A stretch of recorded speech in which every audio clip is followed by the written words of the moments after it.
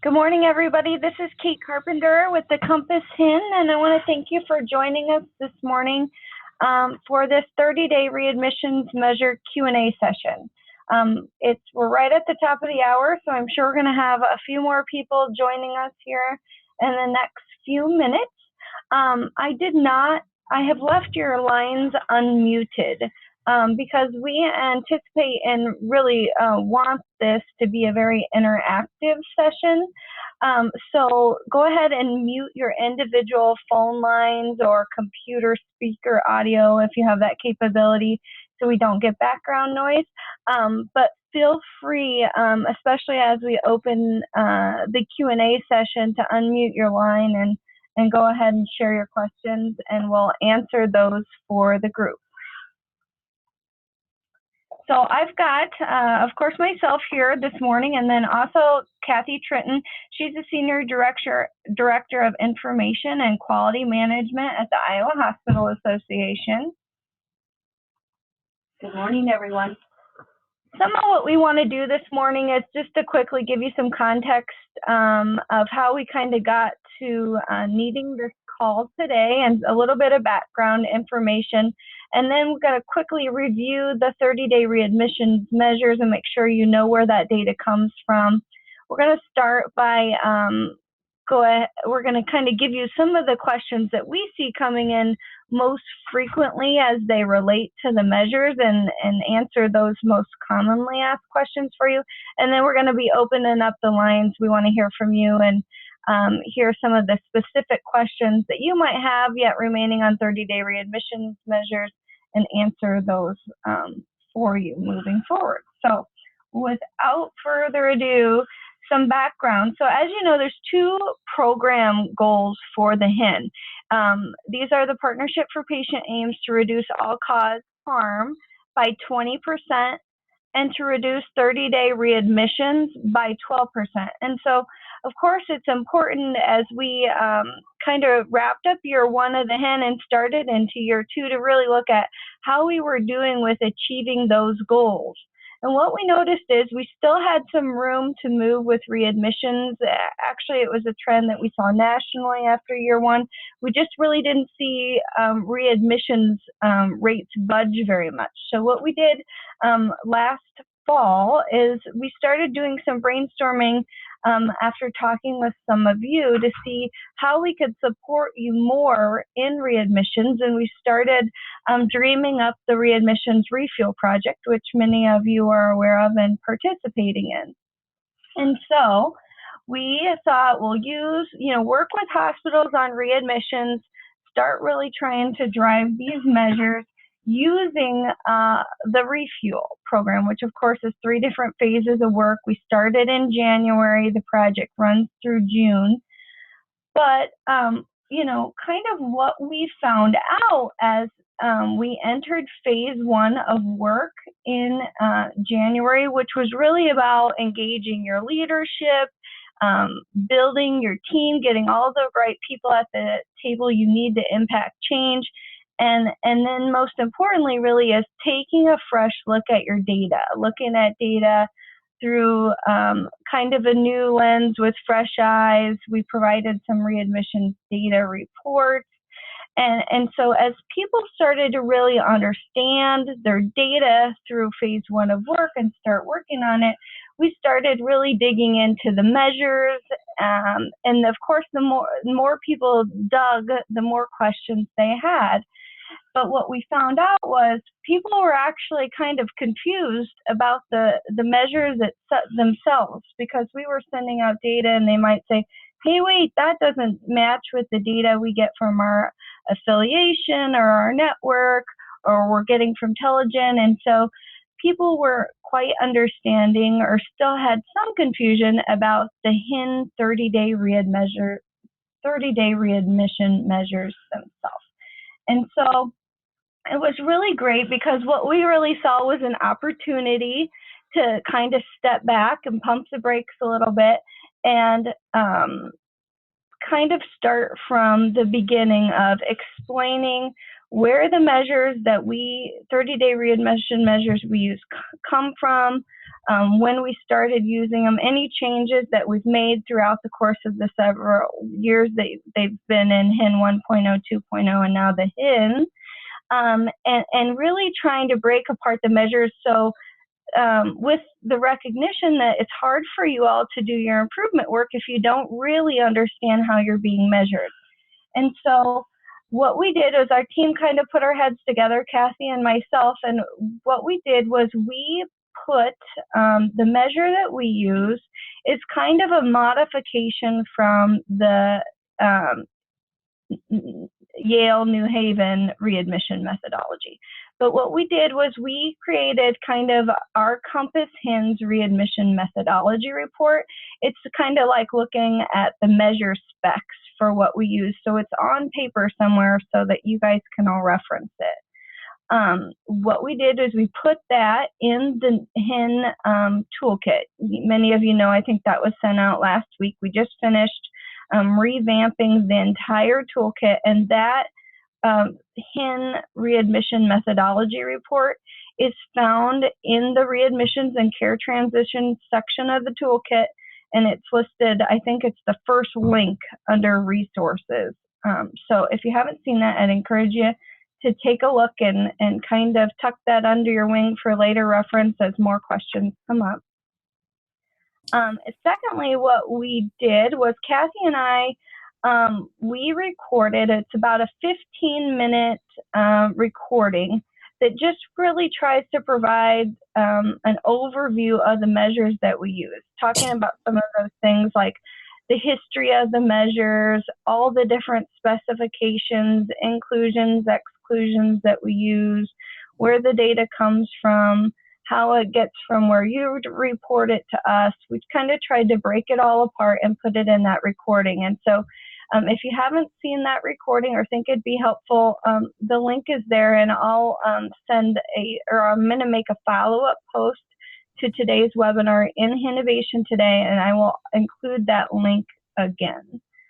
So this is archived in the Innovation Resource Library. It's included in the HIN toolkit under resources. So some places that you can go, or as you have new staff or people ask questions, you can reference back to those two new resources.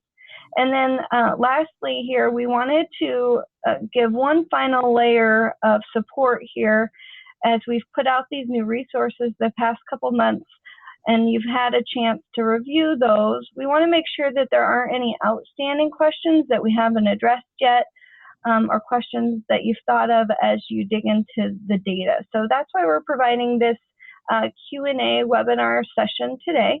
So you can ask kind of your facility specific questions. Although we can't get into patient level data, if we determine that that's something that you need, Kathy can work with you to get that scheduled at a later date.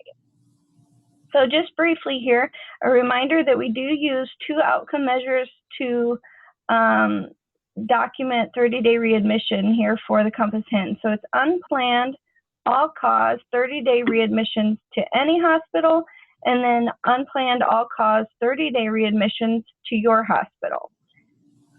Numerator and denominators, of course, are listed here, and these are the ones that are found in your Compass HIN toolkit. And a reminder you see here at the bottom, this data is the data that you guys report to IPOP or the statewide database. You've got somebody within your hospital that's doing that reporting claims data minimally on a quarterly basis, but hopefully batch submitting in between there so you get some more real-time data that's more beneficial for your process improvement teams. Okay, so we're going to jump into some of the most commonly asked questions, and I'll go ahead and narrate some of those, and we'll let Kathy respond. We'll jump into a couple of these, and then I'll pause to see if any of you have some questions you'd like to ask, and we'll go from there. Okay, so Kathy, is the Compass HIN 30-day readmissions measure just include adults, or does it include all ages? Thanks for that question, Kate. As Kate mentioned, the Yale methodology is adapted in one way by CMS for that's around a payment and a readmission reduction program that impacts PPS hospitals. That methodology is we tried to get as close as possible, but because it focuses on obviously Medicare patients only and does not include the pediatric area, when we adapted the Yale methodology for the HIN at that time, initial measures, we made a decision to include all patients, all ages, all payers, all ages. So yes, pediatrics are included in the HIN results. Okay, so just to be very clear, so what you're saying, Kathy, is that newborns are included. That's true. And so are newborn births counted as an eligible index? If they meet the criteria for inclusion that are included in the toolkit and explained on the 15-minute webinar. Very good. And so if a baby, newborn baby born in a hospital returns to the hospital in 5 days with, say, a high bilirubin and gets admitted back to the hospital, that could potentially count as a readmission? It would in our criteria, yes. Okay. And so are you saying that OB moms count as indexes also? As long as the admission is to an acute inpatient status. So if a mom comes in for observation, labor observation, and is never admitted to an acute inpatient status, those would not be counted. For our measure, it is an acute inpatient status to acute inpatient status. Moms would be included if they met the 30-day criteria and didn't meet any of the other exclusionary reasons. Good. And so can you tell us a little bit about if, you know, we're hearing that cancer patients are not excluded or not included in readmissions, rather. Let's talk about a couple questions that might provide some clarification there. When a cancer diagnosis is not listed as a primary, but it's listed as a secondary on the index admission, is that patient eligible for readmission? Yes. Well, I don't want to, I think there were some double negatives in there, so I just want to clarify.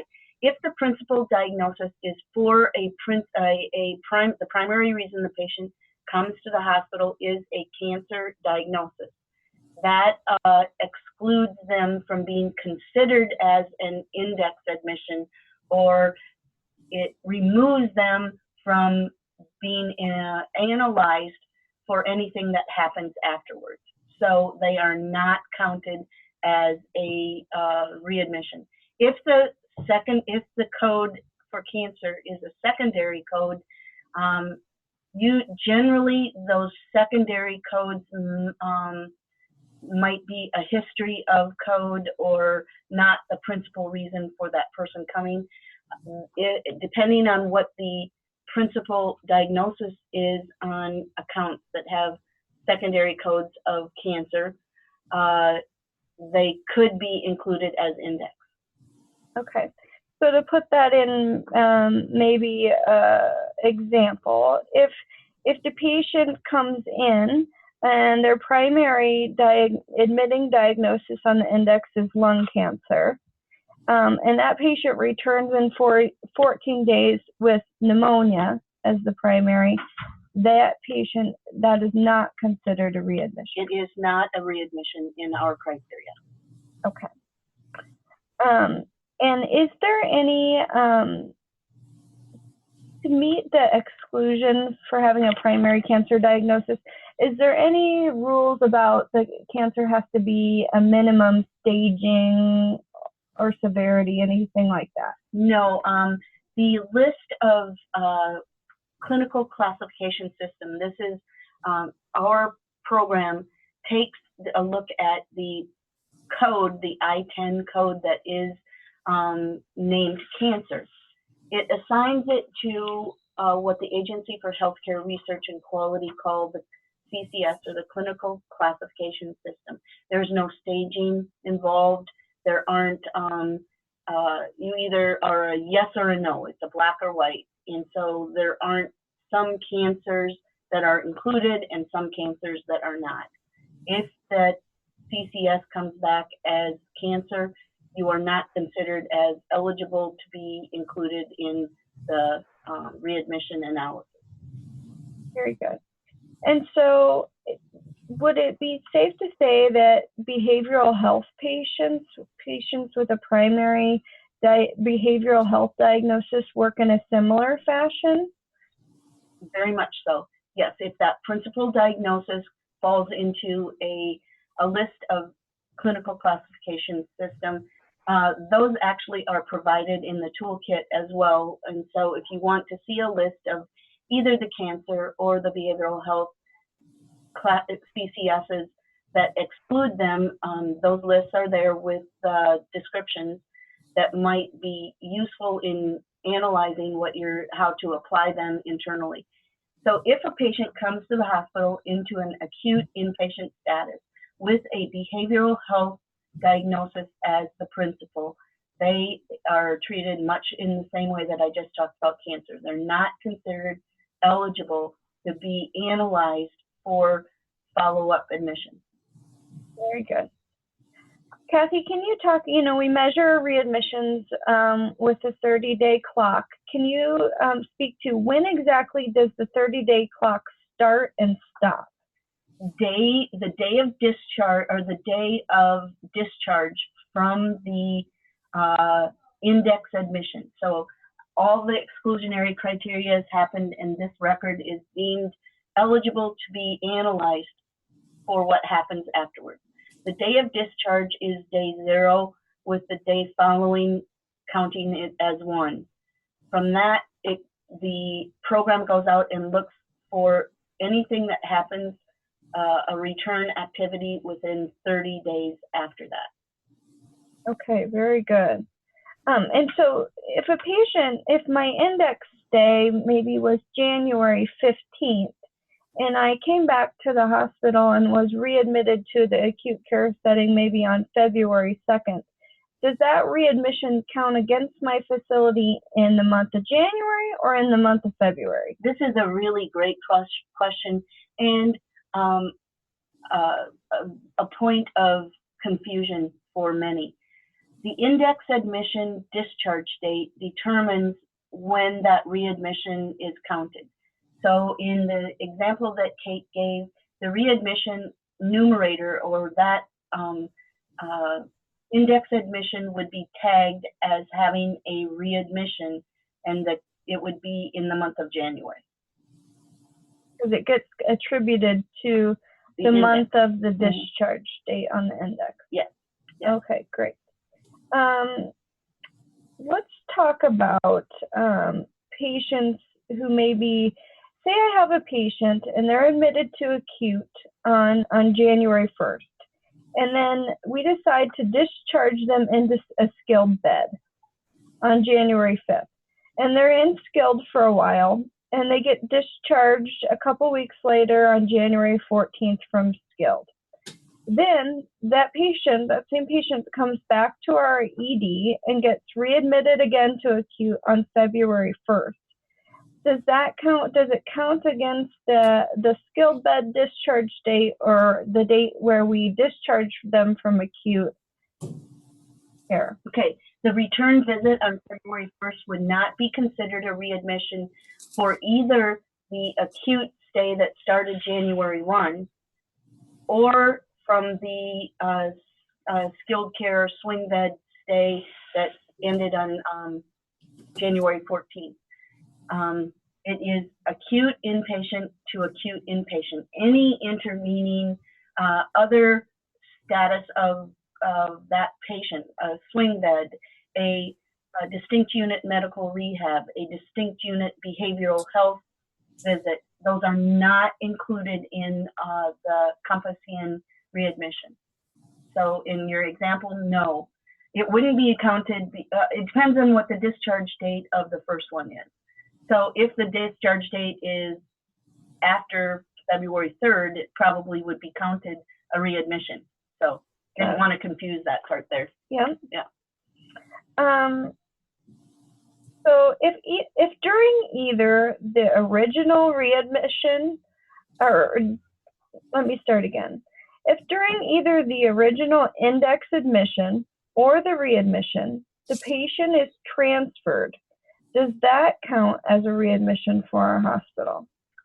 An inpatient, acute inpatient that is transferred to another short-term hospital, or it's an acute to acute transfer, is not eligible for analysis. It would not be called an index admission and thus not be included in any further activity to say that they returned within 30 days. Okay. So say I'm on the receiving end of that transfer on the index. I get patient A transferred into my facility. Is that patient an eligible index for me? For the receiving hospital, if the exclusion and inclusion criteria are met, that patient would be considered eligible to be analyzed for any activity that happens after that. And so for each receiving hospital, that begins a new analysis for that hospital. The previous hospital A that transferred the patient would not be considered in any way, I'll say this, on the hook for activity within 30 days of that discharge because they have a transfer. Very good. If the admission or the readmission, if during either of those days the patient expires, does that count? This would count in the case where the person is admitted, they met all the inclusion criteria to be counted as an index admission, and if they return within 30 days, that is going to be a readmission for the first visit. If they expire, that obviously ends and does not, you're not going to have activity after it. So the readmission isn't evaluated as right. its own unique index. It is not. No. Okay. It's an exclusion criteria that removes it from being called eligible. And that's a point that we probably haven't stressed a lot. For our denominator cases, we count index admissions only. So you're going to have a number of if patients come to your hospital, and your statistics are going to say that you had 100 people discharged within a month. But in the HIN denominator population, it will only count those that meet the eligibility criteria to be counted as an index. So what you see as your denominator would exclude anything that we've already talked about with relation to cancer, behavioral health, transfers, and then subsequent deaths. Which is what you see here on the screen. I went ahead and backed that up. So you'll see here in that definition, it does say the number of acute care inpatient discharges meeting eligibility for inclusion as an index admission. So that's a great point Kathy makes. As you compare your own internal numbers, inpatient admission census numbers with what you see in the HIN reporting, they might not match if you're not using the same inclusion exclusion criteria. Good point to make. Let's talk now a little bit about hospice patients. If the patient is changed to hospice inpatient on the readmission, does that count as a readmit? That's a fantastic question. At IHA, we work really hard with hospitals, hand in hand with hospitals. One of our exclusion criteria for what types of accounts need to be included in the IPOP data are where we say acute inpatient hospice patients should not be included. We contact hospitals if we see a readmission and an admit on the same date, and so we'll contact them and say, is this a potential hospice patient? If it is deemed a hospice acute inpatient, we ask that those records not be included into the IPOP data. I'm not going to say that this is a foolproof endeavor, but for the most part, hospitals work really hard to exclude acute inpatient hospice. If they do end up being included, they will be counted as a readmission. Very good.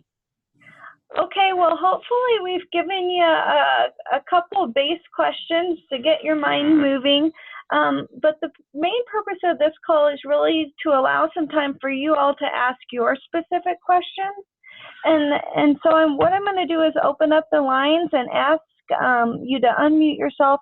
Go ahead and let us know who you are and where you're from, and tell us your question.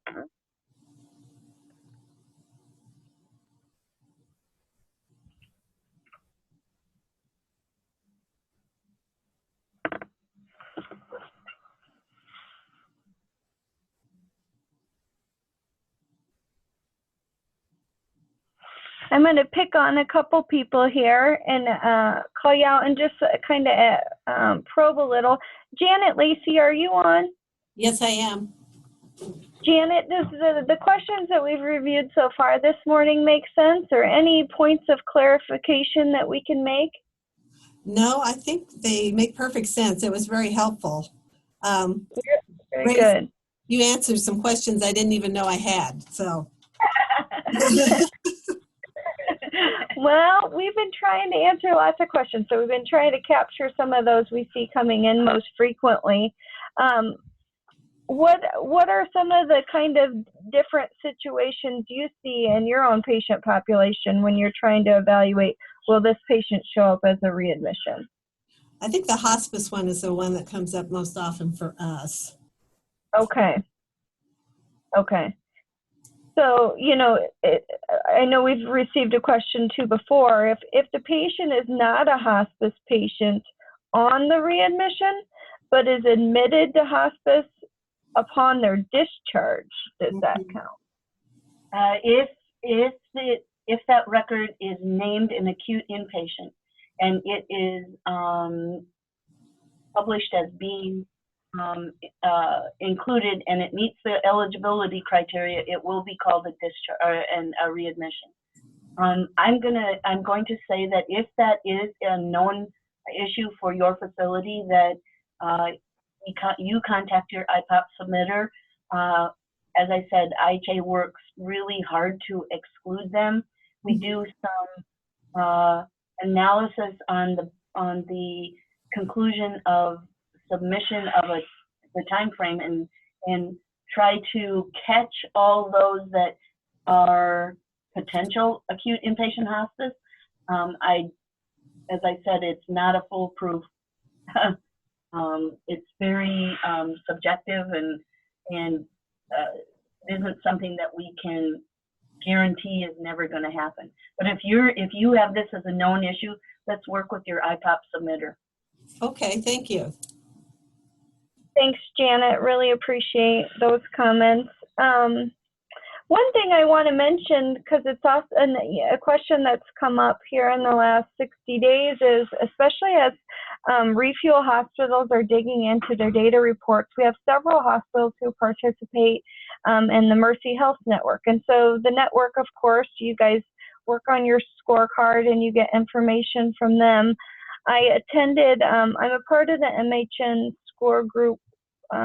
scorecard work group, and we met just a couple weeks ago, and one of the things that came out of that meeting was just some clarification, perhaps, that I believe the MHN scorecard is currently using adults 18 and over and not really including all pediatric patients. So if you're comparing MHN data to some of our data. You may even see some small changes there. And maybe, is there some MHN people on the phone that could speak to that? Debbie, are you on?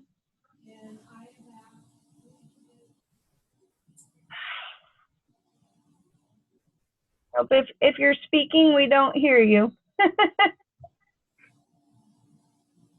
Okay, well, if there is any questions about those discrepancies, I know that that's something that they're really working on.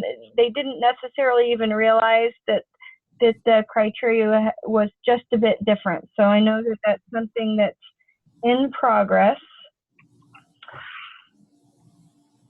While we're waiting for further questions, I do want to open up the opportunity. When you're attempting to reconcile your monthly data refresh, and it is your numbers aren't matching, I want to offer the ability for you to contact your improvement advisor, who can put you in touch with myself. We can prepare a detailed document and share what goes into creating your numerator and denominator. Sometimes that reveals issues that we have discussed right now, where there are reasons where that person shouldn't have been counted as a readmission, but because the way the record was submitted, it was included. Hospice being a great example. Please reach out to your improvement advisor. They will put you in touch with me, and we'll get you some detailed information so that you can analyze this at your against your hospital system. Jody, are you on the line?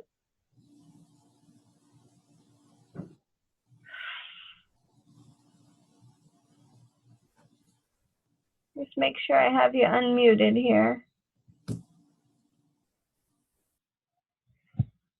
Try again, Jody, if you tried to speak up.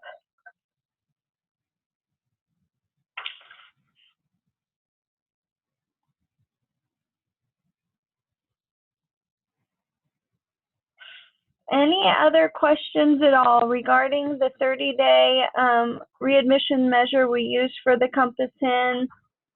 How those might be different from measures or data you receive from Telegen or payer-specific data?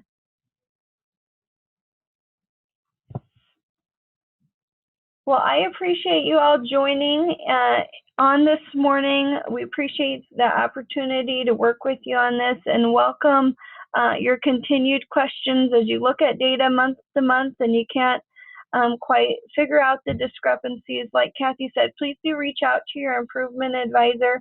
We're happy to work through those questions with you. We really know and understand that if you can't understand the measure, it's really hard to improve. I will be posting on Innovation today. I'll be including that video recording link, the PDF version of the measure specifications, so that you can go back and review and have access to those code tables for exclusions.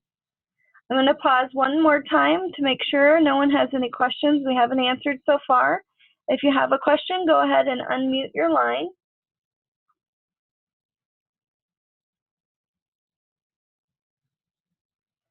Thank you all so much for joining today. Have a great day.